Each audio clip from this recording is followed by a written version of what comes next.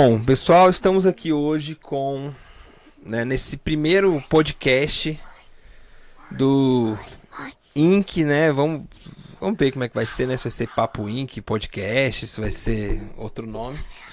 Mas esse primeiro podcast, embora eu esteja aqui como convidado, pela breve experiência que eu tenho, estou introduzindo.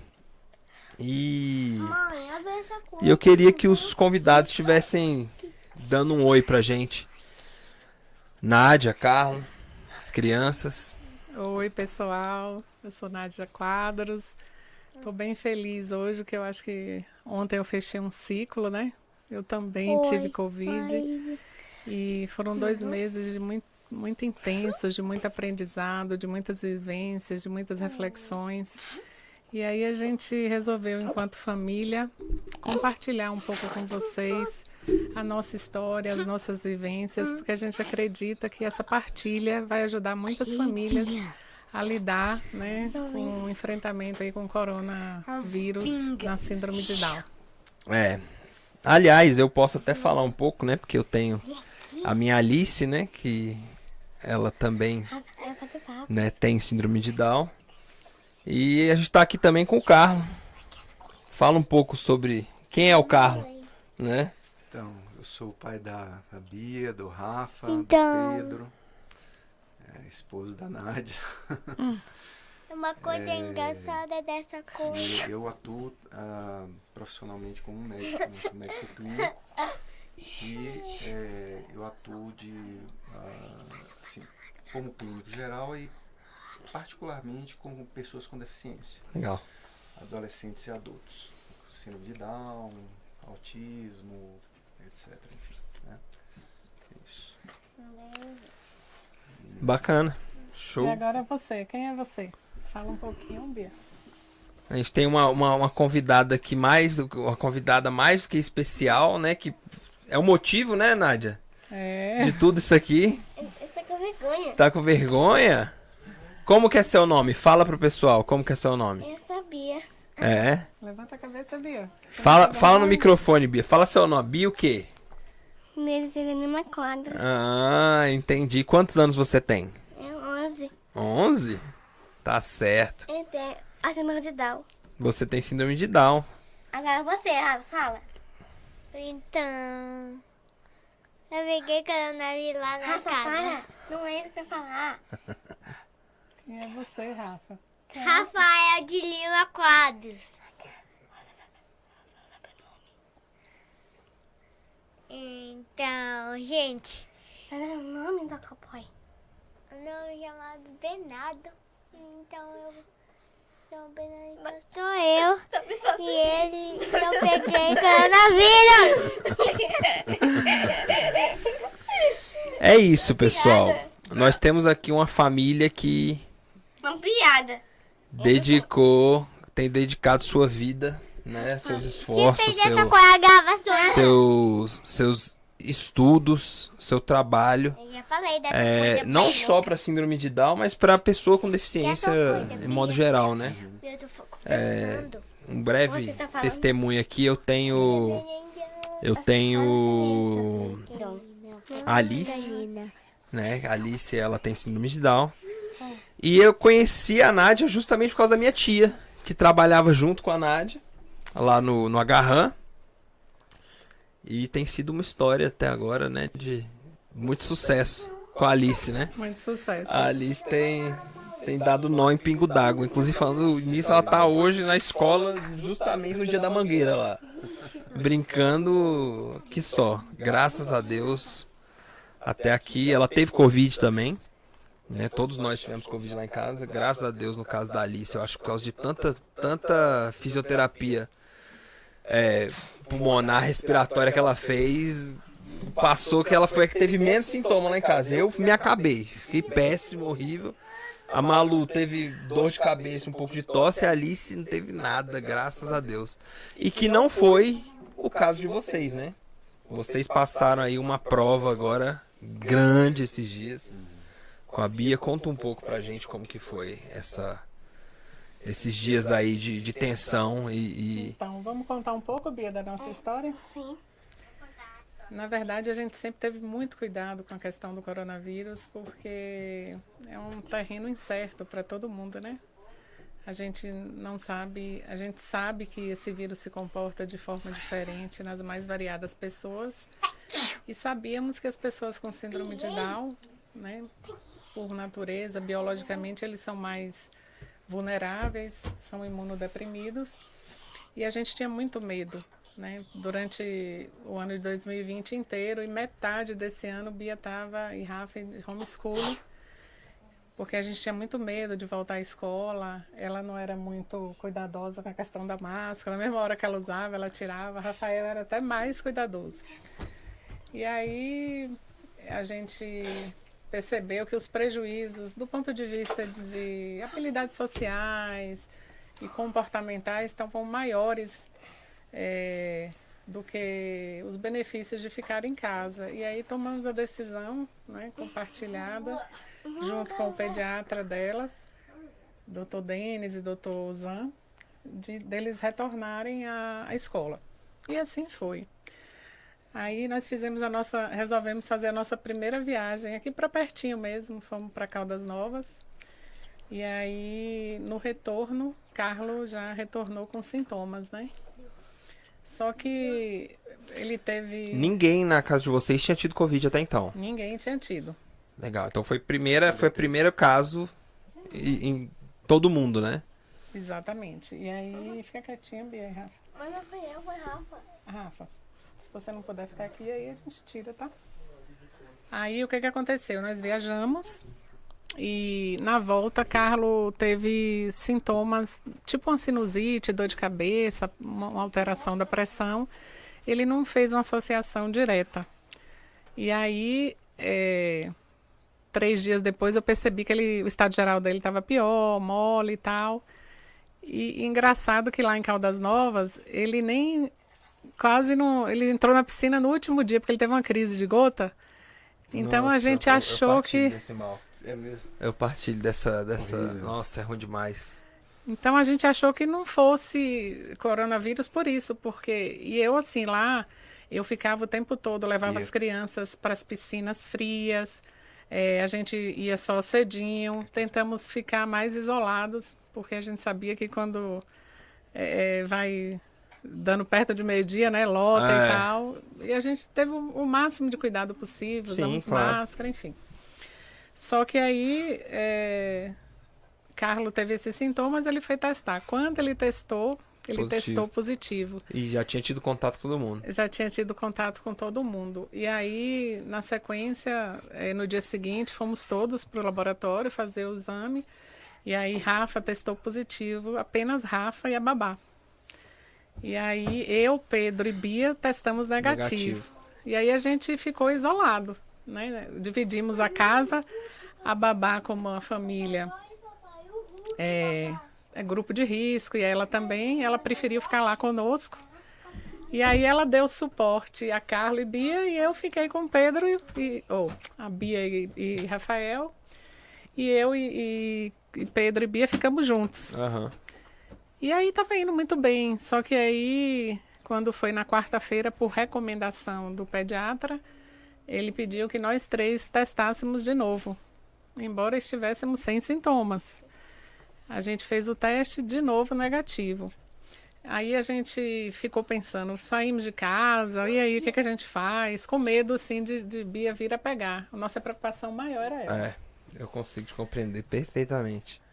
E quando foi de quarta para quinta, Bia começou com um prurido, uma coceira no corpo, ao redor dos olhos, parecendo um quadro de conjuntivite. Mas também não tinha secreção no olho e dor abdominal. E aí eu fiquei alerta, e liguei para o Dr. Denis, ele falou, Nádia, vou te mandar um pedido aí, vai no laboratório, faz um teste, faz até o express, porque com Down a gente não pode brincar, porque de repente criança às vezes tem uma apresentação diferente. Fizemos o teste negativo. Que ela teve esses sintomas, né? Esses sintomas, mas que deu negativo de novo. E vocês ficaram nessa, sai, não sai, o que faz? Até porque esse síndrome de Down é com a criança com síndrome de Down especificamente, aliás, com a pessoa com síndrome de Down, né? O Covid, ele não é brincadeira, né? A Alice teve aquele adenovírus, foi pau. Então, e foi logo ela teve o adenovírus, logo depois explodiu o negócio do Covid. Lembra que ela ficou internada, ficou na UTI, ficou isolada. Ali, a gente passou os primeiros, assim, meses do Covid muito apreensivos também, porque eu falei, cara, isso não é adenovírus. Que é uma coisa que já tem um conhecimento, né? Tem remédio. Ela tomou o Tamiflu já foi muito crítico. Covid, que não tem remédio, não tem vacina, não tem conhecimento, não tem nada sobre, a gente tem que ficar de olho, né? Eu imagino que vocês, então, que são da área da saúde, então, deve ser, assim, um cuidado a mais, né? Uma coisa, assim, bem redobrada, né? Então, aí a gente ficou naquela expectativa e Bia, de quarta para quinta, o estado geral dela deu uma caída. Ficou moadinha, assim, murchinha, sem querer comer, dizendo que estava com a dor. E na síndrome de Down é difícil você entender direito como era essa dor. Inicialmente a gente achou que era um enjoo, depois ela disse que era um desconforto, dor. E já era uma pneumonia que se instalava na base do pulmão, que a gente ficou sabendo depois que pneumonia de base dá dor abdominal e tal. E aí foi muito difícil para mim, porque Carlos estava isolado e eu não podia contar com o olho clínico dele de médico, assim, porque ele conduz muito bem os meninos, Bia, e fiquei naquela dúvida e tal, procurei a doutora Moema e a Moema examinou ela, aí ela começou a ter febre alta, e quando ela teve a febre, ela ficou muito esmorecida, muito molinha. Só que na hora que eu levei para a Moema ver, ela estava sem febre e estava super bem. Moema achou que, tipo assim, não é possível. Eu sei como é que é isso aí. Fica parecendo que eu estava até exagerando. Parece que a gente mente, assim, né? A Alice é uma... Cara, é qualquer coisa. Leva no hospital, em casa tá assim, morrendo. Leva no hospital, o médico até olha pra sua cara assim e fala, cara, tudo bem, pode voltar pra casa. Então, na hora que eu levei, Moema olhou assim, Nádia, a ausculta dela tá boa, o exame abdominal dela. Faz o seguinte, vou fazer um pedido aqui, você vai fazer os exames. Por sorte, quando eu cheguei no laboratório, eles não quiseram autorizar, porque tinha feito um anterior e tal. Falei, sabe de um, eu acho que eu vou pro Santa Lúcia. Aí fui pro hospital. Chegando lá, fez exames e tudo. E a médica que me atendeu falou, olha, a epidemiologia fala mais forte. A gente tem que pensar se tem 2 pessoas, 3 na casa com Covid, a gente tem que pensar mesmo o teste dando negativo. Claro. E aí ele fez os exames, aí o hemograma dela deu super alterado e a tomografia já apresentava 25% do pulmão comprometido. Eu acho que o grande que se questiona é que nesse dia ela não deveria ter voltado para casa, né? Porque apesar da febre ter passado, ela está despertinha, os exames dela, acho que Carlos pode falar melhor aí. Como ele não pôde ter visto, né, acompanhado, ele ficou bastante preocupado, porque eu tentava mostrar vídeo para ele. É até uma dúvida que eu tenho. Você que é médico vai saber, não sei se você vai saber, mas imagino que vai saber me responder melhor. A Alice, ela teve, há um tempo atrás, ela teve infecção urinária, né? Ela já teve algumas vezes, desde que nasceu. Não sei se é comum, se tem alguma coisa relacionada com a síndrome de Down, não sei. Mas, da última vez que ela teve, a gente levou ela para o hospital, ela, febre alta, aquela coisa toda, tendo espasmo e etc. Porque a Alice, ela é assim, né? Ela tá bem, de repente ela tá muito mal, ela não tem o meio do caminho. Bia. É impressionante. Ela tá muito bem e depois tá muito mal. Ela não tem, sabe? Vai piorando devagarinho. Não tem. E aí mandaram a Alice pra casa. Ela péssima, mas no hospital, assim, até que tava relativamente bem. Foi exatamente isso. Você chega no hospital, fica boa. E aí mandaram falando que ela tava com uma gastroenterite. Só que ela não melhorou, foi só piorando. Levei de novo pro hospital. Muito pior, tendo espasmo, aquela coisa toda. Aí fizeram outros exames e descobriram que ela estava com... Foram mais, né, a fundo e descobriram que ela estava com uma infecção urinária, que estava grave, assim, né? Por que é esse procedimento de descartar muito rápido, assim, às vezes? Eu não sei se é negligência médica, eu não sei, porque às vezes não é, às vezes é procedimento mesmo. Dos médicos, e eu vejo isso acontecendo muito, eu vejo meus sobrinhos, né, que eles todos nasceram com refluxo, e sempre tem alguma coisa, e sempre no primeiro momento mandam de volta para casa. E aí você falou agora, eu falei, tá batendo. Assim, na medicina a gente tem um cuidado especial com os extremos de idade, né? Seja criança, né, ou seja idoso, existem peculiaridades tanto relacionadas ao desenvolvimento da criança, de fragilidades, de ainda imaturidade do sistema imunitário, etc., quanto a questão relacionada, e no idoso o processo de envelhecimento, né?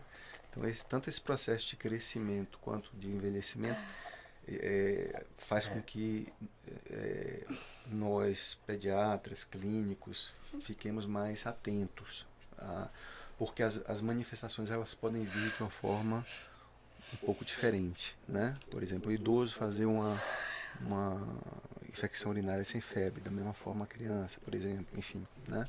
Ou sem maiores sintomas, de repente... Né? A Alice, ela, quando teve pneumonia... Isso. A pneumonia, bronquiolite, ela nunca teve febre. Agora, no caso específico da síndrome de Down, isso é mais importante ainda, porque existe o perfil assim, de defesa imunológica, né? É diferente, né? Tende a ser, digamos assim, mais vulnerável. Então, as infecções, elas costumam ocorrer e se desenvolver mais rápido do que em outras crianças. Uhum. Daí a importância de ter, idealmente, né, no caso da criança, um pediatra de referência que conheça as peculiaridades da síndrome de Down, exatamente, né? E a orientação e assim procurar o pronto-socorro, né? Imagino que seja então de extrema importância ter um pediatra da família também, sim, né? Se alguém que já acompanha desde que é pequeno, exatamente, que já tem conhecimento, que já tem... Mesmo que não seja um pediatra especialista na síndrome de Down, mas que seja um pediatra da família, que conheça essas características, que troque informações, que conheça as peculiaridades, né? Então, porque a evolução da infecção, de fato, pode ser atípica e pode ficar mais grave do que outras crianças. Então, por exemplo, o pediatra que está no pronto-socorro, né? Existem protocolos a serem seguidos, né? Assim, então, de uma maneira geral, clinicamente está bem e tal, ou então teve aquela alteração, aí chega no pronto-socorro, não tem nada, enfim, parece estar com poucos sintomas, então, eventualmente, isso pode fazer com que o pediatra se sinta seguro para liberar para casa. No entanto, na criança com síndrome de Down, a gente tem que ter esse cuidado atenção maior, né? Essa atenção maior. Tá certo. Dizem que o limiar de dor deles também é alterado. Então, assim, os sinais às vezes não ficam tão evidentes como de uma criança típica, né? Com certeza. Eu vejo pela Alice, é isso que eu tô falando. A sensação que eu tenho é que uma hora tá boa, mas não tá. E aí, de repente tá muito ruim. Entendeu? É isso que você falou, né? É diferente, não tem como. Não é um processo típico, né? Não tem... A pessoa não vai piorando. A Alice, eu brinco, eu falo que a Alice, quando ela fica doente, é igual uma cachoeira. Você tá vindo aqui e de repente despenca. O filho da minha irmã, eu falo que é um riozinho descendo. Vai devagarinho, devagarinho, devagarinho, devagarinho. Você consegue tratar aqui no começo. A Alice não, você já trata quando já tá tudo grave. Explodido. E assim, a infecção urinária em crianças, quer dizer, em mulheres de uma maneira geral, mas em crianças também, tem uma peculiaridade, né, anatômica, né, que no caso ali a uretra está perto ali da região perianal, etc., né? Então a mulher em si tende a ter, né, uma possibilidade maior de ter infecção, né? Mas no caso e as crianças também, né? Principalmente crianças meninas, né? Agora, na síndrome de Down, caso isso seja muito frequente, convém avaliar algumas alterações anatômicas que surgem, que ocorrem mais na síndrome de Down, então válvula de uretra posterior, algumas pequenas alterações que podem influenciar a gerar infecção de repetição. Legal. Né? Então Bacana. Um alerta, assim. Excelente, maravilha. Mas e aí, como continua? Como que foi essa questão? Aí mandaram a Bia de volta para casa. Com antibiótico, um leucograma, um hemograma bem alterado, que depois a gente ficou sabendo por Dr. Zan e Dr. Denis que ela deveria já ter indicação formal de ser internada e tal, tomar antibiótico até venoso. E aí fui para casa. E assim, como todo médico fala, você tem que esperar o antibiótico fazer efeito. Para você dizer que não está dando certo, tem que esperar pelo menos 48 horas, né? E aí Bia foi só declinando o estado geral e tal. Quando foi no sábado, foi até o aniversário de Carlos e tudo, ele também teve uma piora clínica, era o sexto para o 7º dia de Covid. E aí ele ficou muito mal, prostrado, e eu dividida ali sem saber. E aí, na hora de ter que fazer uma escolha, eu optei por levá-la ao pronto-socorro. Eu até brinquei, esse final de semana, eu tava falando com um casal de amigos nossos, que quando um casal casa, é o amor, você morreria por ela morreria por você. Na hora que o filho nasce, acabou, você morre e ela vai pra morrer pelo filho. Mas, Felipe, aí eu pensei, né? Ela é vulnerável, é criança, então, assim, querendo ou não, bem ou mal, sei lá, ele vai para o hospital sozinho. Tentei acionar alguém da família, enfim. Nesse meio tempo, eu pensei, vou num hospital mais próximo daqui. Fui num hospital que eu nem conhecia, o Hospital Brasília de Águas Claras. E assim, agora eu super recomendo o hospital, porque eu criei um vínculo, uma relação intensa com os profissionais. Foi uma troca muito grande. Eles, assim, nos acolheram muito bem. E aí, quando chegou lá, eu tive a sorte de pegar uma pediatra super experiente, que quando viu, ela já não pensou nem mais em Covid, ela pensou numa síndrome tardia em MISC, que é uma síndrome inflamatória sistêmica, já que ela já estava no 2º teste negativo, né? E aí ela falou, na dúvida, para mim 99% é MISC. Vamos fazer os exames e assim eu já vou reservar vaga na UTI para ela. E aquilo caiu assim como uma porrada na minha cabeça.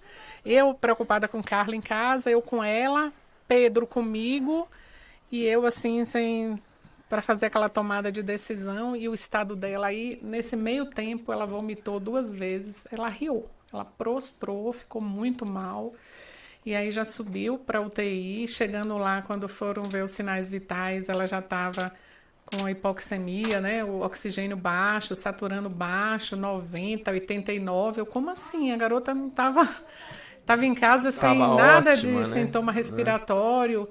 E aí a gente teve a sorte de pegar um médico chamado Dr. Abdias, assim, que eu queria agradecê-lo, assim, que ele foi muito... Inclusive, ele foi envolvido no protocolo de MISC do DF, né? E ele ajudou, e aí ele teve uma atenção, assim, super especial com Bia. E eu, como uma mãe muito prudente, atenta, eu falei todas as peculiaridades da síndrome de Down. Vocês entendem, né? Vocês têm uma vantagem, eu acho. É vantagem, mas eu acho que para vocês, assim, pro coração não é tão vantagem. Acho que pro prático, sim. Como vocês são da área da saúde, né, e principalmente trabalham com crianças com deficiência, com pessoas com deficiência, vocês têm um olhar muito mais rápido, né? Vocês identificam as situações mais rápido. Vocês, por exemplo, se não fosse minha tia, eu nunca ia ter comprado um oxímetro na minha vida. A primeira crise que a Alice tinha, minha tia virou e falou, pega o meu oxímetro, leva pra sua casa. Aí eu comecei a entender o que agora vocês já têm a noção. Agora, por outro lado, também puxa até a noção, imagino que quando chega as notícias, vocês também as porradas são muito maiores, né? Com certeza. Porque a gente fica assim, né? Eu, no começo, quando falava em UTI, eu já ficava assim, meu Deus, não vai morrer. Aí a Malu ficava, amor, o UTI é bom, o acompanhamento é mais intenso e tudo mais, etc, etc, etc. Eu ficava desesperado. Vocês, eu imagino que deve ser muito pior, né? Porque deve ser umas porradas Não, assim. Sim, e por mais que a gente saiba, o fato de saber, né, a angústia é muito maior. E eu me vi totalmente sozinha. Eu tenho uma rede familiar, de minha mãe, por exemplo, tudo que acontece, eu espirro aqui, ela vem parar aqui, sempre nos apoiando. E nesse contexto de coronavírus, né? Todo mundo é diferente. Ela ficou lá, não pôde vir. Carlo em casa. A família inteira fica angustiada, né? Todo mundo, assim, foi um mover de Deus, a família, vocês orando, levantando clamor em tudo quanto era canto. O Brasil inteiro, até fora teve gente sabendo da história de Bia. E assim, ela aprofundou muito rápido. Então esse médico aí, ele foi assim, entrou já com antibiótico e tal, e eu liguei para doutor Zan, e doutor Zan totalmente envolvido, ligava, entra com outro antibiótico, ele, será que é necessário, Zan? Não, tal, eu tô vendo a criança aqui, ele olha, Dal, se comporta dessa forma, aí entrou com o Claricide, e aí porque acaba sendo um anti-inflamatório e tal. E aí eu percebi que em relação ao restante da equipe, eu falava assim, gente, vamos entrar com ventilação não invasiva e tudo. Aí, não, vamos esperar mais um pouco, vamos ver. Nossa, e tal. Isso deve ser E aí horrível, aquilo né? ali, e eu comecei a perceber que eu gerava um certo incômodo, assim, porque eu estava dando pitaco. E aí eu dizia assim, não, porque criança... Aí elas, assim, muito cuidadosas, assim, não, porque em geral é muito difícil a criança aceitar uma máscara, um alto fluxo de oxigênio e tudo. E ela, como ela é assim e tal, eu falei, assim como? Com deficiência, com síndrome de Down? Eu falei, olha, eu trabalho desde que ela nasceu com psicoeducação com ela. Então, ela sabe de tudo. Eu não imponho nada a ela, eu convenço, né? Eu mostro a importância. E a gente não pode dizer, eu morro de medo dessa menina ir para o tubo, ela não pode ir para o tubo. Se ela for para o tubo, ela não sai. E aquilo foi me desesperando, e eu falava com Carla, eu falava com Moema, eu falava com o Dr. Zan, e o Dr. Zan estava muito alinhado comigo, e ele não queria que fosse pro tubo, ele vai para alto fluxo e tudo. Minha tia Meire tava falando exatamente isso, falou, não pode. O tempo todo que ela me encontrou, e a Bia, como é que tá? Falei, aparentemente, tá lá, estável, mas tá lá. Ela não pode deixar entubar, fala pra Nádia pra não deixar entubar. E aí, esse livrinho nos salvou, não foi, Bia? Sim. A gente sempre gosta de trazer uma linguagem bem lúdica, concreta. E eu quis mostrar para eles na UTI. Eu falei, Pedro, corre, traz os livros de Bia, porque eu vou mostrar para ela, relembrar ela o que é um pulmão, o que é uma falta de ar. E ela estava vivendo na pele a falta de ar. Uhum. Ela começou a ver que ela não conseguia ficar sem oxigênio. Aí eu tirava um pouco, ela começava a cansar. Eu falei, tá vendo, Bia? É que seu pulmãozinho fechou, filha. E aí não foi, filha. A mamãe pegou o livro, mostrou para ela. E aí eu fui mostrando. O que é isso, Bia? Mas não, pulmão. E aí a gente, filha, aqui são os alvéolos, aqui são as suas costelas. Quando o ar entra, e aí a fisioterapeuta chegava, inspira, expira. E eu via que Bia estava boiando, assim, não estava entendendo nada.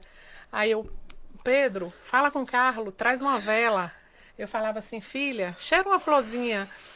Ela entendeu que era inspirar, né, filha? Aí eu trazia a vela, Bia, sopra a vela, apagou. Ah, filha, isso é expirar.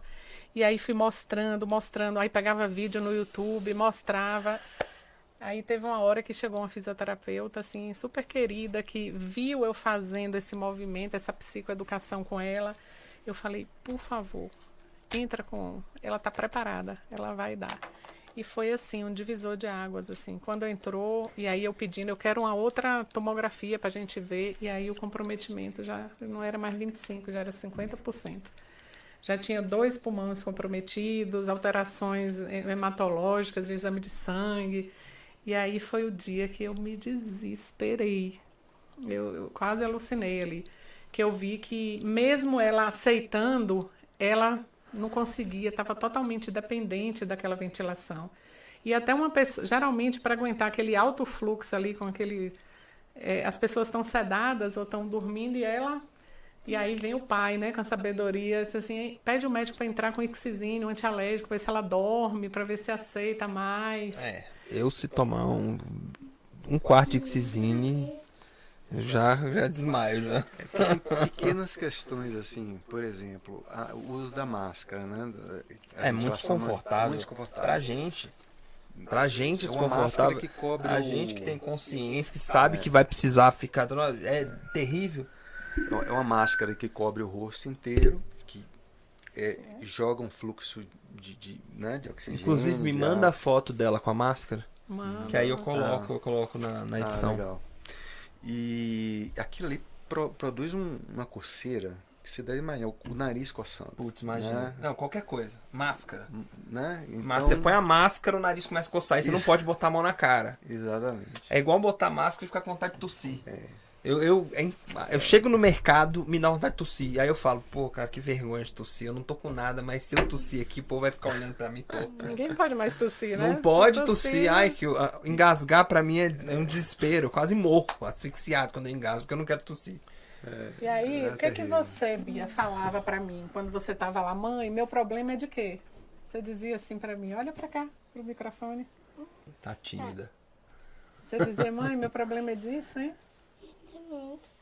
Ela dizia que o problema era sentimento, porque quem é que cuida de você? Papai.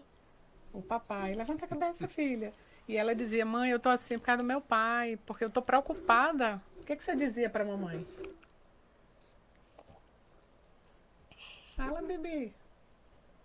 Tá tímida, né, Bia? Uhum. Mas ela falava, mãe, meu problema é de sentimento, eu tô com medo de meu pai ter alguma coisa. E a criança com Down, ela é muito literal. Como ela ouvia o tempo todo que o exame dela era negativo, então para ela não estava com Covid. Uhum. Foi nessa hora que fizeram o painel viral, fizeram uma série de exames para ver outras possibilidades, adenovírus, pensou-se em tudo. E aí, um belo dia, a gente tá lá, no 10º dia, e quando foi à noite, a porta se abre. E era quem, Bia? Quem entrou no seu quarto? Aí, Bia, a gente estava sozinha lá, eu triste, você também, com aquela máscara. Aí, de repente, a porta... Abriu. E quem entrou? Meu pai. Aí ele falou o quê? Quem é? A Quem é a princesa mais linda do universo? E ela se derreteu, assim. A água parou. Naquela hora ali foi um momento de muita emoção, assim. E aí, juntos, ficamos até o fim. E aí ele não nos abandonou mais, assim, ficou... E ele viu que eu estava muito vulnerável. Eu estava assim, desde o dia que internou, eu estava sozinha. E aí decidimos ficar juntos lá e nos revezando. E ele fazia o que no seu pé, Bia? Massagem. E você dizia que seu pai tinha o quê? Poder de cura. Poder de cura. E aí ela se sente super confiante. Mas aí ela olhava para mim e dizia, mãe... O que você dizia pra mim? Não precisa gravar, que você tem vergonha, esqueceu? Não. Eu tô gravando vocês. Tá, mas o que você falou? Que seu pai tinha poder de cura e a mamãe tinha o quê? Era parecida com? Comigo. Com você. E aí a gente ficou parceiras lá. E aí todo aquele enfrentamento, aí a médica, olha, vamos deixar a Bia... Não vai poder mais tomar banho no leite, vai ter no chuveiro. Ela, como assim? Banho de gato, Bia. Ela, banho de gato? O que era banho de gato, Bia? Não sei. Aí ela ficou brava. Nesse dia, a Bia chorou, disse que não queria, que ela gostava de tomar banho de chuveiro. Então, assim, a questão do capacitismo, a questão do preconceito, da deficiência, das barreiras que eu tive que vencer lá dentro, de mostrar, de às vezes... Isso mostra que ainda tem eu ia falar uma lacuna, mas é um canyon, né? É um espaço muito grande, inclusive dentro da área da saúde mesmo, né? Da conscientização, do capacitismo mesmo, de modo geral, né? Eu não sei se eu posso falar falta de preparo, mas falta de consciência das pessoas que são da área da saúde, com o tratamento com a pessoa com deficiência. Isso aí isso é uma, digamos assim, é multifatorial, né? Sem dúvida. Por uma questão social, né? É um olhar da sociedade ainda que considera aquela pessoa, né? Não considera uma pessoa. Considera menos. Considera menor, exatamente. Entendeu? Considera incapaz, etc. Eu mudei muito por causa disso. E uma coisa interessante, assim, particularmente relacionada e importante relacionada às escolas, né, de saúde, de formação, medicina, fisioterapia, terapia, enfim, todas as áreas, que esse tema não está no currículo. Né? Ele raramente entra no currículo. Então, assim, como um profissional ele vai estar preparado para lidar com isso se ele não viu isso durante a... Cara, então, são poucas faculdades... É especialista, né, que tem isso no currículo. Isso. Então, assim, essa lacuna, e aí é uma lacuna na aprendizagem, né? E não é uma lacuna só de conhecimento, né? De conhecimento intelectual, mas é uma lacuna atitudinal também, de empatia, como, né? Exatamente, de como se comportar em determinadas situações. Eu quando a Alice nasceu, eu chorei na hora que ela nasceu, que a médica chegou, porque a Alice não tinha previsão nenhuma, né? Todos os exames, tudo normal e tal. Na hora que a Alice nasceu, que a médica chegou e falou, ela tem algumas características que podem ser... Ela falou assim, até algumas características de uma pessoa sindrômica. Pronto, aí deixou vago ainda. Putz, eu desabei, né? Desabei, eu chorava, falei, pronto. Ah, por quê? É o preconceito, eu não tinha noção nenhuma. Na minha cabeça, a pessoa, até ela ter algum contato com a pessoa com deficiência, ela tem preconceito. O diferente, geralmente, ele assusta. Pela falta do conhecimento. Pela falta da empatia. Por tudo isso. E aí, hoje, é um universo que... O pessoal até brinca, pergunta assim, né? Você trocaria? Eu, pô... Nem por mil Alice... A Malu uma vez perguntou isso. Amor, se você pudesse voltar na hora da concepção pra trocar lá por uma Alice que não tivesse síndrome de Down, você trocaria? Eu falei, claro que não. Não é que troca. Não tem como. A Alice, pra tudo, assim, mudou. Eu virei uma pessoa... O pessoal que convive comigo e que aceitou a Alice, porque eu tive muito isso. Eu perdi amigos. Eu imagino. Entendeu? Imagina, aqui na igreja teve gente que chegou a falar que... Olha como é que o povo é sujo, né? Teve gente que chegou a falar que a Alice, ela... Eu tive uma filha com síndrome de Down pra pagar pelos pecados quando eu era mais jovem. Eu falei, poxa, se fosse por isso então... Porque eu falo assim, gente, o povo deve pensar o quê? Que eu traficava, que eu era assassino, genocida, alguma coisa assim, né? Porque... Mas você vê que é um preconceito, né? A pessoa não... Falta empatia, falta... E eu vejo que, assim... As pessoas ao meu redor falam muito isso. Felipe, você era um Felipe antes da Alice. Depois da Alice virou outro Felipe. E eu vejo que falta muito isso na área da saúde. Principalmente. Eu vejo pelas internações da Alice. Aliás, a primeira consulta... Quando a Alice nasceu... Os pediatras, eles mandaram... O pediatra mandou a gente fazer exame de tudo, né? É padrão, né? Exame de tudo. E aí eu lembro que a gente levou ela a fazer exame neurológico. Gente, mas a neurologista lá que tava atendendo a gente, ela tinha, justamente você falou, zero noção do que tava fazendo. Porque ela foi assim, não, porque ela vai ter isso, ela vai ter aquilo, ela vai ter problema no coração, ela vai ter isso, aquilo, pode ter problema neurológico, que veio descarregando. Só que eu já tava tão... Isso foi antes de eu te conhecer, inclusive. Eu tava tão anestesiado já de tudo que já tinham falado pra mim que a Alice ia ter, né? Que ela falou, entrou aqui, saiu aqui. Eu falei, não, é ignorante, coitado. Mas eu sinto isso, que falta justamente isso, entrar no currículo, né? Exatamente. Que as pessoas, elas chegam diagnosticando porque ouviram falar.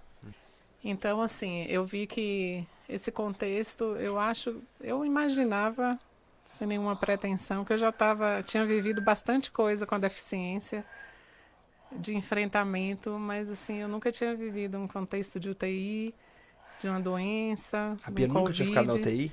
Ela ficou só quando ela operou, né, do coração. Ali já E ficou ela- umas 3 vezes já. Não, e foi um momento muito grave, né? Que ela teve uma complicação Foi, mas inicial, ali eu estava totalmente infecciosa, despreparada, né?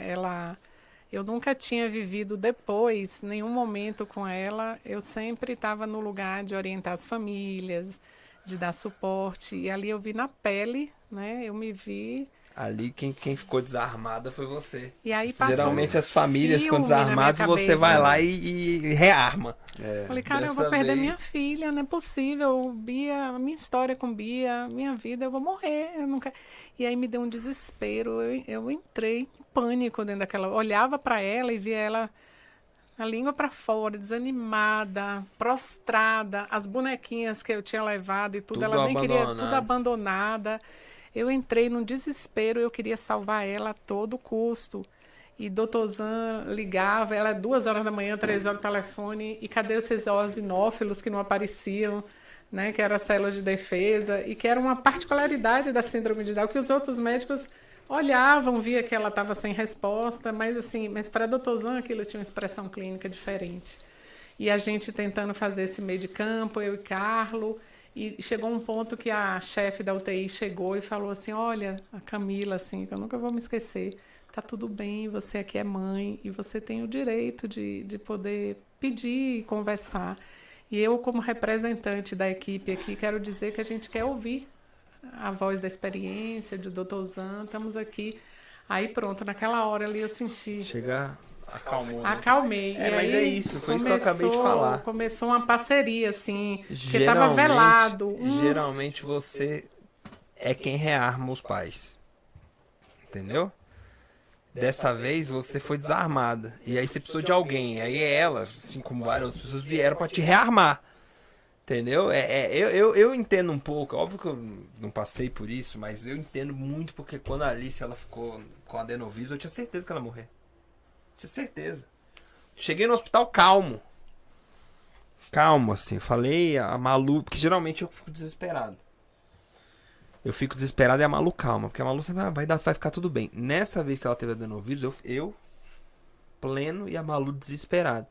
Ela, amor, você sempre fica desesperado. Dessa vez que é pra você estar desesperado, você não tá. Eu falei, amor, eu tinha certeza que a Alice ia morrer, porque eu nunca tinha visto aquilo. A menina. Sabe?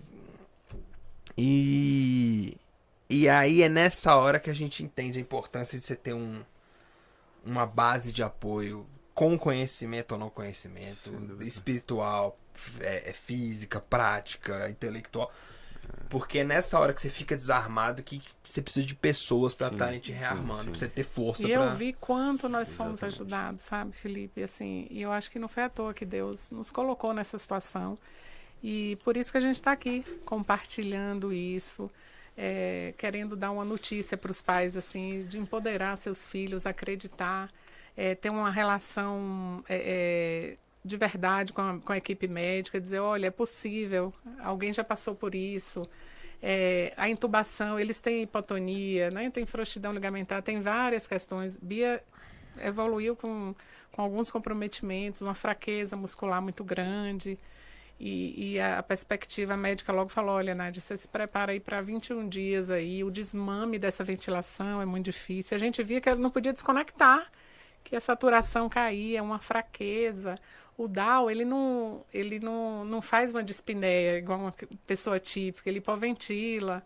Aí o doutor Zan já ligava, Nádia, avisa aí que Down não tem a última costela flutuante, então não vai ver esse cansaço. Não tem? Alguns não têm.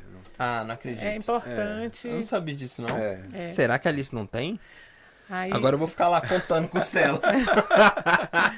aí isso pode interferir no exame na clínico. ventilação, Vamos pedir, pede um raio-x aí da cervical até na região umbilical, vamos contar essas costelas. E aí eu comecei a chegar para os médicos e aí eles assim se abriram verdadeiramente assim, numa parceria claro, muito com bonita. certeza. E eu acho que para eles também deve ter sido uma experiência de vida, né? Que eles vão agora eles vão ter muito mais condição para atender outras crianças, outras pessoas Sim, que têm as mesmas peculiaridades. Sim.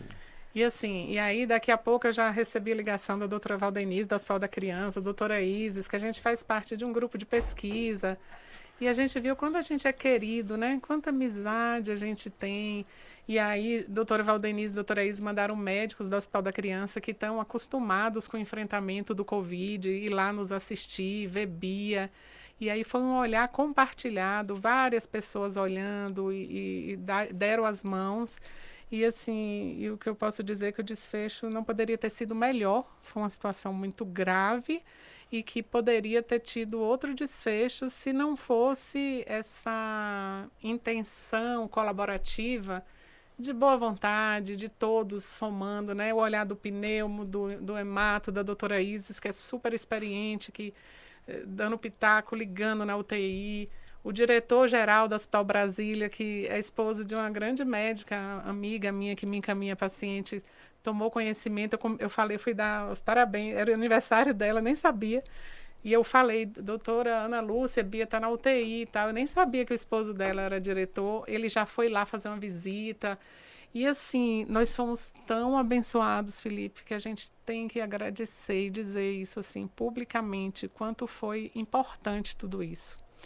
E aí, o que eu queria também contar, que depois a gente vai liberar para a gente fazer vídeos do que aconteceu. Ela não queria comer, ela é comelona, ela não queria brincar, ela não queria nada. E aí o pai dela parece que estava assim iluminado, começou a pegar os bonequinhos e fazer vídeos, e aí do nada pegava o celular, filmava, e eu dando lá a comida e ela nem percebendo que estava comendo, e ele brincando, distraindo ela. Aí ela falou, família, que tal... Esse seu é o primeiro episódio, Bia vencendo a Covid. E aí, desse dia em diante, acho que a gente fez uns 5 vídeos, assim, da gente gravando cada dia a recuperação dela. E aí, as Moemas, minhas amigas, foram para lá, a gente quer estar com você. Aí eu falei, mas Bia está com Covid. Aí o hospital falava assim, as pessoas sabem que Bia está com Covid, que o teste... Não, o povo não tá nem aí nessa hora. Não, mas as pessoas, eles sabem, a gente avisou. Sabe, mas a galera quer estar junto comigo e tal. E aí a doutora Camila pediu um último teste, assim, e positivou. Aí a gente soube que na síndrome de Down está tendo vários casos que não positiva. E assim, acredito, tem um médico, o doutor Alessandro, que ligou para mim e disse assim, Nádia, às vezes a gente está até questionando esse teste do nariz com criança, porque o operador, o que vai fazer o teste, às vezes fica com medo de machucar e não colhe e tal. E às vezes os sintomas da criança não são tão respiratórios, é mais gastrointestinal, são outras coisas. E aí, nesse dia, quando fez o teste, deu positivo. E aí, sim, toda a conduta foi guiada, assim, para a Covid. O que a gente ficou sabendo é que a Bia se comportou como um adulto, né? Ela não se comportou como uma criança, porque geralmente a na doença criança... se comportou em relação a ela como uma doença de adulto. Ela não fez um quadro tipicamente infantil, assim, tipicamente da criança. Nas crianças, ele é mais brando. É mais brando, exatamente. Eu fez um quadro como se fosse um adulto, um padrão, que é para lascar, pulmonar e tal. que é para arregaçar. Eu sei, essa caceta me deixou 3 dias aí de cama. Mas eu recorri a uns métodos não tão convencionais aí, não posso falar aqui. Não ortodoxos. Depois eu te conto. Depois, fora da gravação, eu te conto. Tá bom. E aí, eu sei que nesse domingo teve uma hora lá que o conector quebrou a fivelinha e aí vai procurar e Bia ficou sem oxigênio esperando voltar. E segurou. E o desmame dela começou. Aí foi um dia que Moema foi para lá e começou a brincar com ela, o pai dela. E aí, cada dia, no dia seguinte, já foi tirando mais horas, aí já dormiu na noite sem. E aí, a alta dela, que era para 21 dias... Aconteceu bem antes. Aconteceu com 12 dias, fomos para casa. E aí, a gente viu como ela estava fraca, uma fraqueza muscular importantíssima, assim, né? Tremia as pernas, assim, insegura. Déficit de equilíbrio, de coordenação, ela ia comer, ela não conseguia trazer o garfo direito na boca. Aí eu falei, não, aí é meu terreno, é meu território. Aí chegou armado agora, de novo. E aí eu comecei a cuidar dela e fiquei grudada. Aí comprei um Respiron. Eu falei, gente, eu não sou mais da área de respiratório, embora eu me especializei. Mas o Respiron é contraindicado, se usa ainda, aí a galera, não, Nádia, se usa ainda. Eu falei, porque ele é concreto, e aí ela vai entender que ela vai ter que A soprar bolinha. para subir, as bolinhas subirem. Meu pai teve que fazer, inclusive. Quando ele teve Covid, ele... No processo de recuperação, ele tinha que fazer. Tá lá até hoje, na casa dele lá. E aí foi um momento de amor, de intensidade, de cuidado, e ela louvando, e ela agradecendo, e enfim. Aqui a gente orou pra caramba, inclusive, né? Até no domingo. Domingo à noite parou o culto pra orar pra ela. A igreja inteira. É bastante gente, né? O importante é isso. E aí foi isso, Felipe. Aí na segunda, a gente pensando que estava tudo bem, a garota amanhece toda pintada, manchada, e aí pode ser uma complicação pós-Covid, pode ser a tal da MISC, o Kawasaki, uma síndrome que afeta o coração e tal. E aí pronto, véspera do 7 de setembro. Já começa aquela emoção de novo. Aí lá vai, corre aqui, ligo para a doutora Fione, corre e tal. Resultado, o doutor Fione olhou, que exame sofrido para saber o que se tinha afetado as coronárias, se não estava. Graças a Deus, a questão era só um exantema na pele mesmo, possivelmente pela sobrecarga do fígado, de tanto remédio, né, que ela tomou na UTI. E ela segue em casa ainda conosco, em observação. Mas está super bem bem demais, né? você A gente pode vê ver. aqui. Como é que você tá, Bia? Como é que você tá se sentindo? Bem. E como é ter Covid?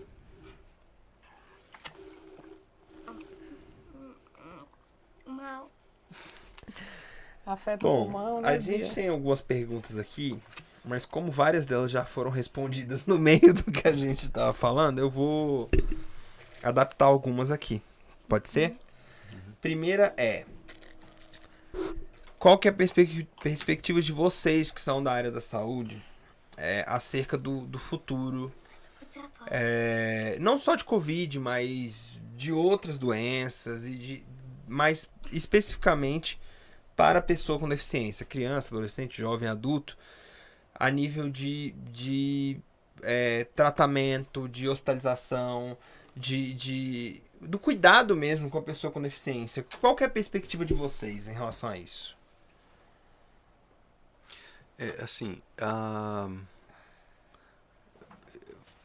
Voltando um pouco àquele tema do currículo, né? Da inserção desse tema da saúde da pessoa com deficiência no currículo, isso, apesar de ser uma barreira, uma dificuldade ainda no mundo, né? Tem vários países que já avançaram bastante em relação a isso. Quando você fala currículo, aqui você está falando currículo de formação da graduação. Na graduação, sim, não uma especialização, né? Exatamente. No currículo de formação do profissional mesmo. Uhum. E isso, sem dúvida, já tem gerado um excelente impacto na saúde, né? Porque aquele profissional ele passa a ter o mínimo necessário. Mas a sensação que eu tenho muitas vezes com alguns profissionais, e eu acho que é que eles têm a mesma noção que eu tenho. Entendeu?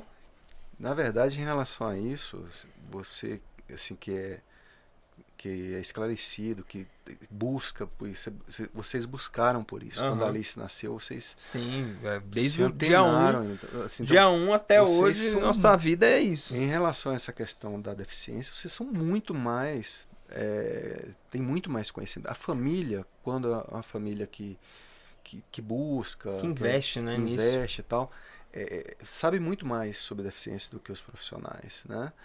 E essa... Aí, como você colocou assim, em relação à perspectiva no âmbito da atenção à saúde, é claro que isso vai ter que se trabalhar um processo de inclusão social na área da saúde. Da mesma forma que a gente... Essa ideia da inclusão, né? Ela começou muito com a educação, né, que a gente já tem aí avanços no mercado de trabalho, né, mas essa inclusão no domínio da saúde, né, essa inclusão social, digamos assim, na área da saúde, do ponto de vista das pessoas com deficiência terem um acesso e poderem falar sobre si mesmas, né, e com com respeito dos profissionais. Então, por exemplo, eu tive um caso, né, de uma situação em que um jovem que eu atendia, ele foi oftalmologista e o tempo todo o oftalmologista se dirigindo à mãe. Ele tinha quase 18 anos e tal. E aí, no momento que foi fazer o exame, ele colocou, as figurinhas para a criança, né? Então, as figurinhas, o gato, o cachorro, etc. E começou a fazer perguntas. Aí, o menino virou para ele e falou assim: mãe, eu sei ler, por que você está fazendo isso?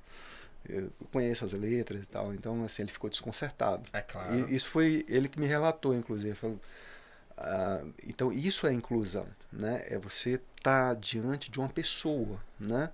Não diante de uma síndrome, não diante de né? E o mais importante, a acessibilidade mais desafiadora é a acessibilidade intelectual, né? Então a gente tem a deficiência física, deficiência auditiva, deficiência visual, assim, em geral, né? E a intelectual, porque ela exige um acesso que não depende necessariamente, vamos supor, de uma rampa para cadeira de rodas, de um braille, ou de uma audiodescrição, ou de uma linguagem de sinais, etc. Ela exige mudança de atitude, né? Exige uma conversação mais direta e atitude mesmo. Isso é muito mais difícil, porque já existe aquele preconceito, né, em relação às pessoas com deficiência intelectual que, não vou esperar isso, não vou, é assim mesmo. Então, eu acho que esse processo de inclusão, a saúde vai estar entrando, está entrando também nesse Já está entrando, já tá né? entrando. Eu vejo assim, na Alice, assim, eu vejo que tem alguns profissionais que eles já têm um cuidado maior. Sim. E vejo outros que, infelizmente, não tem pela falta do conhecimento, né? E eu acho que o que precisa é isso, é inclusão mesmo, é isso. E eu, assim, na minha missão de gente, de profissional, de mãe de Bia, eu tento derrubar a questão da invisibilidade social. E isso eu faço o tempo todo. Por exemplo, no hospital, a nutricionista chegava e tinha todo um cardápio para escolher e ela se dirigia a mim. Eu falei, pode falar com ela. Então, o tempo inteiro, assim, fale com a pessoa, né? Porque eles acham, existe uma cultura de achar que a pessoa com deficiência não fala por si. E isso, no nosso dia a dia, a gente exerce isso. A gente vai para um restaurante, o garçom se dirige a nós. Eu falo com ela, ela lê, ela tem poder de escolha, ela exerce esse poder. Isso é importante até para os pais, né? Terem essa consciência. Porque eu vejo que tem muito pai. Eu até vi, assim, eu reparo assim, tem muito pai que não aceita. E por não aceitar, ou mais do que isso, mais do que não aceitar, que tem medo da sociedade não aceitar. Uhum. E acaba atrapalhando mais do que ajuda. Uhum. Eu vejo até questão de gravação, essas coisas, que tem a maioria dos pais deixa, tá, mas sempre tem um outro pai que fica desconcertado, que vai gravar o filho, que vai isso, aquilo outro. Muito por um pouco de medo, né, da sociedade não aceitar e tudo mais, e acaba que contribui para esse tipo de invisibilidade, né, que você falou. Bacana. E isso a gente tenta contagiar todos que estão à nossa volta, os nossos pacientes lá no INC, né, na nossa trajetória aí do CRISDAL, do Movimento da Pessoa com Deficiência, o nosso filho Pedro. Então, o olhar dele para com os irmãos não é de coitadinha. Bia não é coitadinha, né? Ela veio ao mundo de uma forma diferente. Ela não é portadora de síndrome de Down. Ela é uma pessoa que tem a síndrome de Down. A síndrome de Down é apenas uma das características dela. Então, esse empoderamento, esse protagonismo é o que a gente procura promover. Excelente. Outra pergunta aqui, que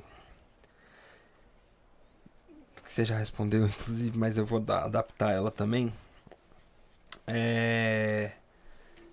Como que é o seu trabalho até no INC, principalmente, com a capacitação dos profissionais que você tem para trabalharem, não só com a síndrome de Down, né, mas com a criança com deficiência de maneira geral, tanto intelectual, física e etc. Como que é isso? Como que você... como que funciona essa capacitação, se é assim que eu posso dizer, né? Então, a minha vida inteira, desde que me formei, eu sempre gostei de ensino, pesquisa, de cenários, de usar os cenários de atendimento como um cenário de ensino, aprendizagem. Desde que trabalhei na Bahia, eu era professora universitária, orientadora de estágio supervisionado, então eu sempre trazia essa provocação, trazia essa reflexão. Confesso que até antes de Bia, minha visão era totalmente biomédica, né? Totalmente enviesada. A doença, a deficiência era uma doença, né? Uma patologia que a gente falava. Embora eu sempre tentava promover o desfecho dentro do ramo da fisioterapia que eu trabalho, né? Era sempre funcional. Quando eu tive Bia, eu e Carlos nos sentimos muito incomodados com o olhar que as pessoas tinham. E aí eu tive a ideia a gente já trabalhava com pós-graduação no CETREX, né? Unicetrex. E na época as nossas pós-graduações elas tinham 100 horas de estágio supervisionado, parte prática, porque a gente acreditava que como é que você vai especializar alguém se não tiver a parte prática? Com certeza. Senão vai ser uma extensão da graduação. E era um momento onde a gente ia empoderar o profissional, porque na graduação o aluno é estudante ainda, tem um professor que respalda ele. E na pós-graduação, não. E aí a gente montou a primeira pós-graduação em síndrome de Down. O Carlos achou uma loucura, assim, achou que não ia ter gente interessado. E encheu. Encheu. Tivemos 40 alunos. Dentre esses 40 alunos, 10 eram da rede pública, né? E aí nós nos unimos. Eu já tinha sido aprovada no concurso da secretaria, estava em Santa Maria, tinha acabado de abrir um ambulatório de deficiência lá. E aí fui chamada para o Agarram e eu digo que é coisas de Deus, assim. Eu recebi uma criança, bebezinha do tamanho da Alice, que o pai na época era deputado e tal, e aí ele falou: nossa, que trabalho lindo que você faz, mas eu queria que você atendesse particular. E eu, naquela época, eu não atendia DAO particular. Eu tinha já até consultório, clínica. E aí eu falei: não, eu tenho uma ONG, porque os recursos, os fins lucrativos da pós, a gente destinava para fazer um serviço voluntário na ONG. Chegamos no final de 2014, chegar a atender 3.873 atendimentos, atendemos muitas crianças. E a gente, como que era essa mão de obra? Os alunos, eles tinham que cumprir o horário supervisionado e a gente pagava o dinheiro que a gente arrecadava, a gente pagava o supervisor clínico. E eu fazia supervisão geral junto com o Carlos e tal, fizemos convênio com a UNB. E aí tivemos a turma do Crisdal, que já tinha suas experiências prévias, né? A doutora Moema, a Carolina Vale, que é a coordenadora atual do Crisdal, a Cristiane, a Cristine, que era fono, que já atendia muitos anos lá. Então, unimos forças, eu e Carlos, e aproveitamos esse deputado que quis nos ajudar e me apresentou o secretário de saúde da época, que era o padrinho da Sara. A Sara partiu, né? Ela teve uma leucemia, mas ela veio com uma missão muito importante, assim. Foi por meio dela que a gente conseguiu fundar o Crisdal. E hoje o Crisdal está aí, né? Atende já, acho que uns 2.000 pessoas, já está né? chegando quase 2.000 famílias. O Crisdal funciona normal. Normal. Além do INC, você continua lá no Crisdal? Ou não? Você saiu? Eu saí do Crisdal porque eu estou cedida para o Ministério da Saúde, Hospital da Criança, que eu estou escrevendo as diretrizes de transtorno do neurodesenvolvimento, que inclui a síndrome de Down também. Uhum. Então, a gente já escreveu 2 livros, um para pais e para profissionais, e agora estamos na diretriz. E esse vai ser um guia interativo, né, onde os profissionais vão poder clicar no QR Code, vão ter lá a fala do profissional especialista. Legal. E aí, durante a pandemia, como o atendimento inicialmente foi suspenso, inicialmente, aí eu fui cedida e juntou o útil ao agradável. Hoje eu estou cedida 10 horas da minha carga horária para o Hospital da Criança, trabalhando nesse projeto. Legal. E lutando aí bravamente pela síndrome de Down. Inclusive, no começo da pandemia, eu fiquei com muito medo com a questão da falta do atendimento, sabia? Acho que a maioria dos pais, né? Porque eu pensei, cara, ali está no gás, vai parar agora, vai parar agora. Eu já fiquei assim, gente, vai atrasar muito a vida da Alice. Mas graças a Deus foi um mês, depois voltamos ativa ali. Eu fechei a clínica, né? Por um mês eu fechei com medo, eu fiquei com muito medo. Não foi novo para todo mundo. Sim, né? claro, ficou tudo, mas E depois nós entendemos que nós éramos serviço essencial. é mais que essencial, Mais que é essencial, fundamental. Que era um tempo que não voltava atrás. Exatamente. É tanto assim que os nossos protocolos de cuidado lá na clínica, agora que a gente veio pegar, né? Não, teve e gente. todo mundo foi testado, os pacientes eu tive o maior cuidado. Teve gente que perguntava assim: vocês são loucos de deixar a Alice, de ficar levando a Alice em terapia, em físio, e isso eu falei: gente, louco seria se eu não levasse. Porque aí tem que ficar explicando, né? Porque não é ali, se você perde o tempo aqui, eu não sei quanto tempo eu vou estar perdendo lá na frente. Eu não sei que o reflexo de eu não ter algum estímulo aqui hoje, eu não sei qual que é o tamanho da lacuna que eu vou criar na vida dela, na adolescência, na segunda infância. Eu não sei, então eu não posso perder tempo. A Covid, eu falei, gente, Covid, em casa ou não, com a minha vida do jeito que é, aqui na igreja com tudo, não vai fazer diferença pra Alice. Tanto que eu peguei Covid em julho do ano passado. Bem no primeiro pico, né? Aliás, antes do primeiro pico, no começo. Não tinha nem chegado no pico ainda. E aí eu peguei, a Malu pegou, a Alice pegou. Aí aqui na igreja todo mundo pegou. Nossa. Né?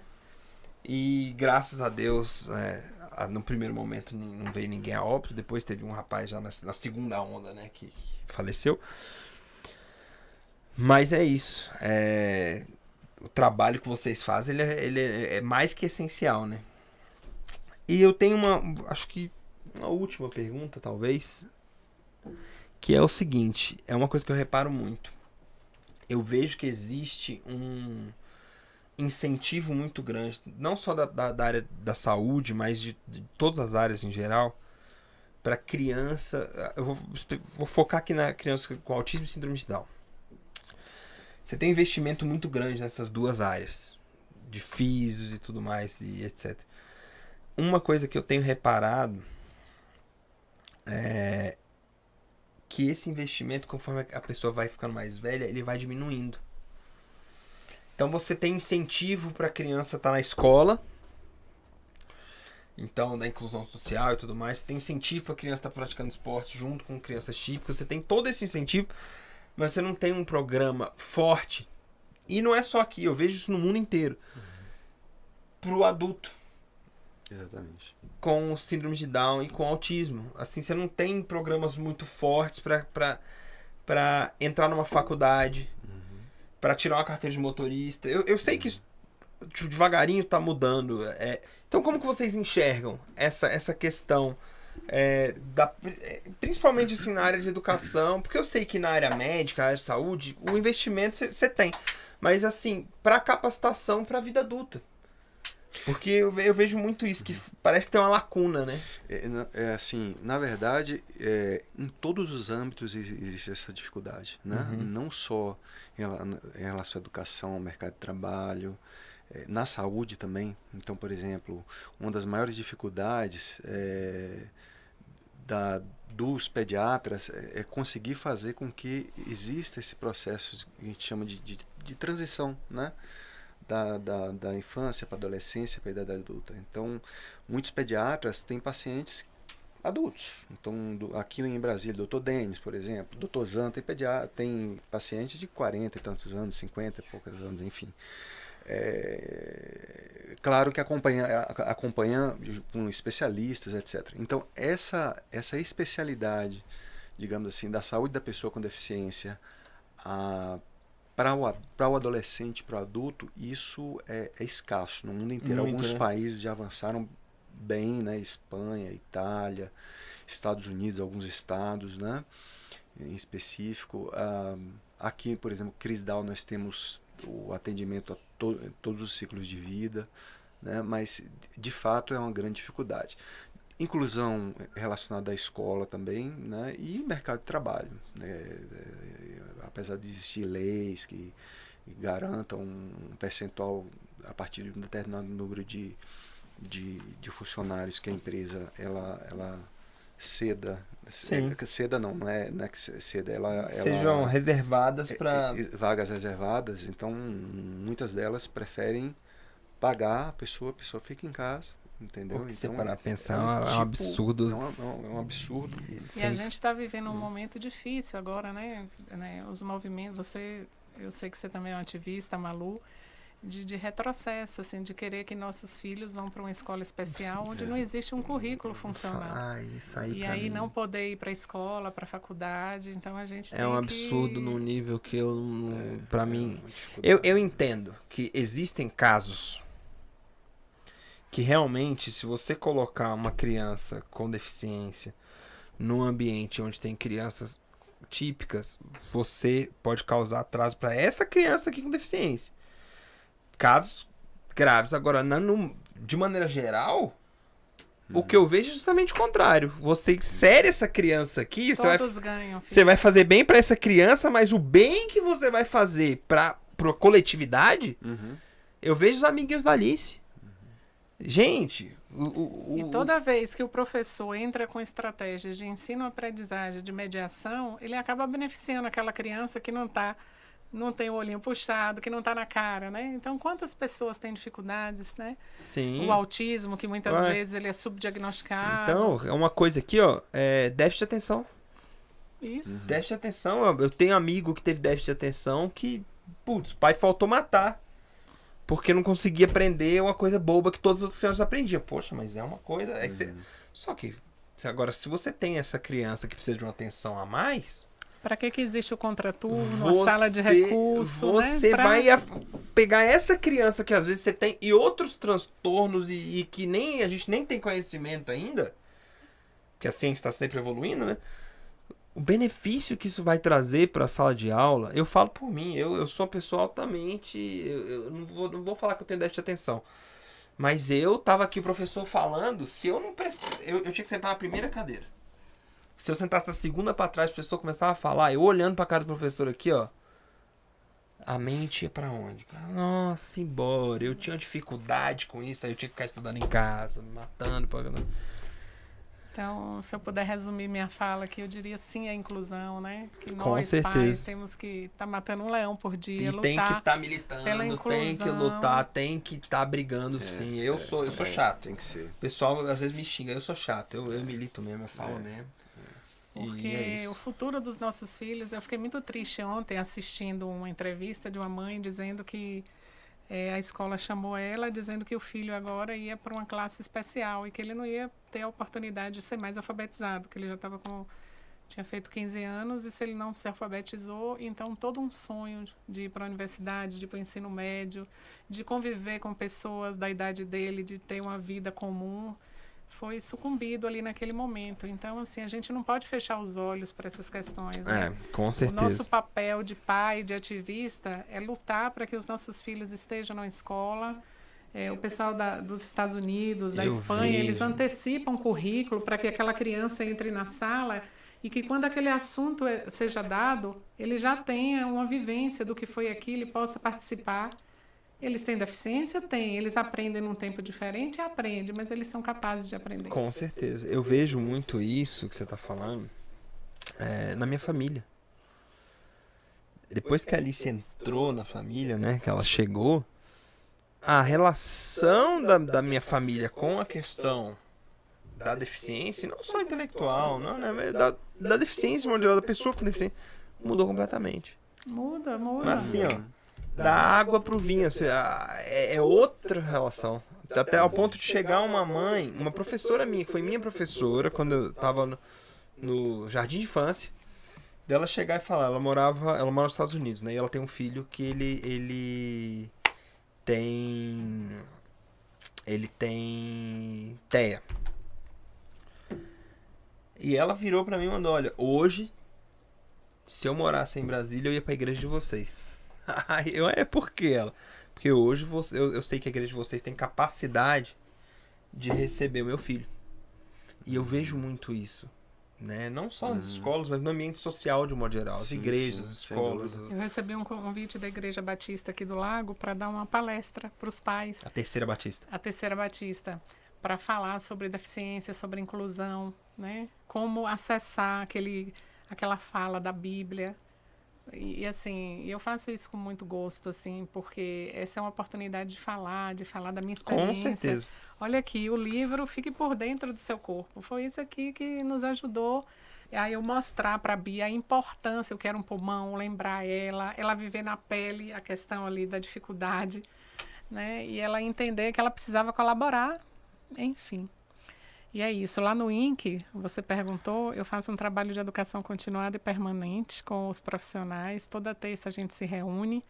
E eu vejo lá, de vez em quando vocês postam, tem lá a roda, o pessoal todo sentado. Né? E também fazemos muito pelo Zoom agora com a pandemia, né? Discutimos, trabalhamos com PTS, Projeto Terapêutico Singular, cada caso eu é um vejo caso, que você cada criança tem também muito trabalho de áreas diferentes trabalhando juntas, né? Isso, a gente faz cuidado compartilhado, o Carlos dá aula, a gente traz pessoas de fora e voltamos agora, tem 15 dias com os nossos cursos, que sempre foi nosso forte, nosso espaço nos permite, né? Tem uma área grande lá para um auditório. E se Deus quiser, em breve a gente vai estar jogando isso, levando isso pro mundo digital. Com certeza, é nossa ideia. Se der certo, a gente vai... E a gente já está saindo do forno aí um curso para atendentes terapêuticos, né, mediadores para escolas, para pais, para empoderar os pais a como lidar, como estimular seu filho, né, dentro de uma perspectiva da estimulação essencial e oportuna. Show. Eu acredito que daqui para o fim do ano ele está aí saindo. Maravilha. E esse já pode ser o primeiro para a gente já lançar digitalmente. Né? Vamos começar isso com certeza. Bom, gente, foi um prazer recebê-los aqui. Igualmente, prazer estar conversando com vocês, tendo esse papo com vocês. É sempre muito esclarecedor, né? Fico feliz demais pela vitória que vocês tiveram esses dias aí, que eu sei que a luta foi grande, né, Bia? Sim. E até a próxima. Espero poder... A gente venceu a Covid, né, filho? Obrigado pela oportunidade, Felipe. E estamos juntos aí. Vamos caminhando juntos. É isso aí. Valeu. Tchau, tchau.